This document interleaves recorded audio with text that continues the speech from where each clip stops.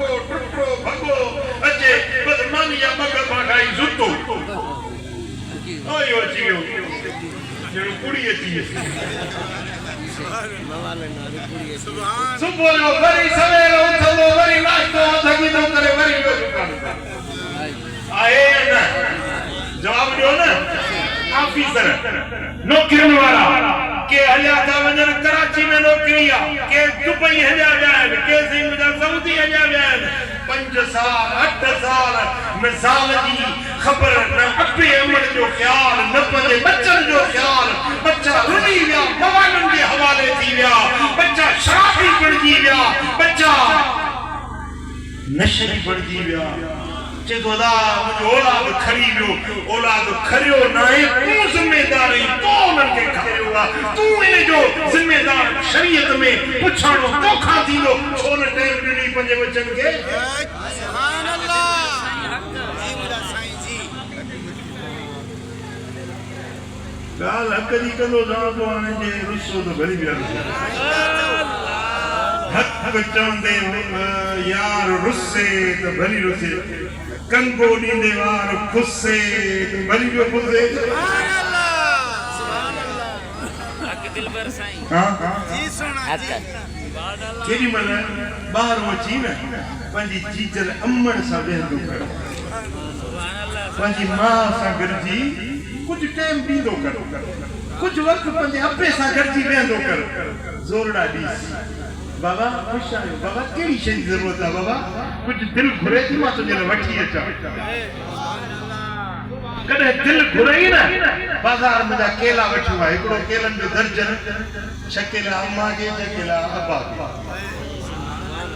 जी सोना जी खुदा जी जात जाने थी मां कसम सा अल्लाह जे घर में तो जवान जेकर ये 4 घड़ियों अब्बे सा गरजी बैठे अम्मड़ सा 4 लम्हा गरजी बैठे ना ये लम्हा तो के हजारे जहन्नम दे अजाब का बचाई सुभान अल्लाह जी सोना जी सुभान अल्लाह तो के अब्बे जो कदर ना है तो के अम्मा जो कदर ना है पर जने ये बिछड़ी गया ना अब्बो वियो तो वरी अब्बो न मिलंदी अम्मड़ वई तो वरी अम्मा न मिलंदी यार मिलंदा दोस्त मिलंदा शादी में भी थी सके थी औलाद थी सकन था पर अब्बो वरी न मिलंदा अम्मड़ वरी न मिलंदी माजिब दिलबराबाद में भी रिवायत बयान की कश्फुल खिफा में रिवायत आई अम्मा आयशा सिद्दीका साइन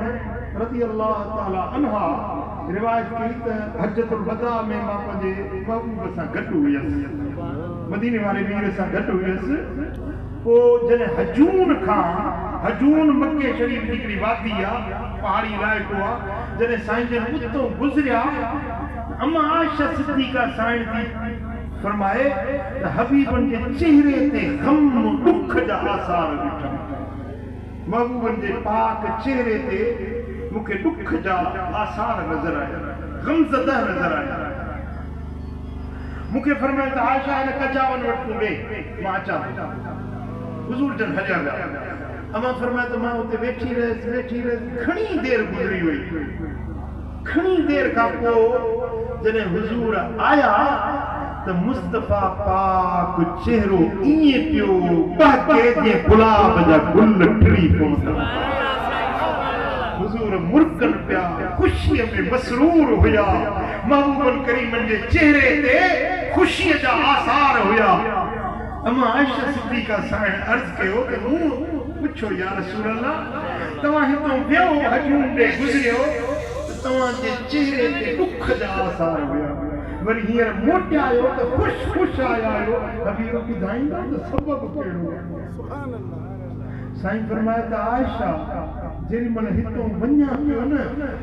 मुंहिंजी पंहिंजी अम्मड़ जे कब्र खां मुंहिंजो गुज़र मुंहिंजी जीजल अम्मा आमिना जे कब्र खां मूं मोहम्मद करीम जो गुज़र थियो मूंखे मुंहिंजी अम्मा यादि अची वई मुंहिंजी अखियुनि में लुक अल्लाह पंहिंजी जीजल अम्मा खे यादि करे मां रोई वेठुसि गमज़दा थी वियुसि पोइ मूं रब खे अर्ज़ कयो मौला छा करम कंदे मुझी अम्मड़ के चेहरो करते मांगने जी ज़ियारत कया को मु पंजे रब के अर्ज कयो दुआ करी अल्लाह मुझी दुआ कबूल कई मुझी अम्मा आमिना साइड पंजे मज़ार मां ज़िंदा थी बाहर निकती मां पंजे अम्मा के जने ॾिठो तो मुझी दिल खुश थी वई चेहरो मुझे खिड़ी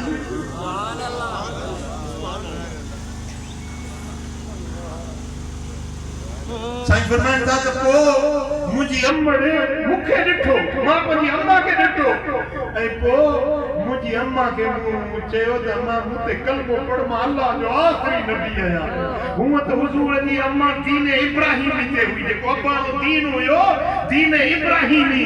उन ते अम्मा साईं मुसलमान हुई मोमिनी हुई मुफहिमी हुई अल्लाह के मञण वारी हुई पर हुजूर जन ते कलमो न पढ़ियो हुई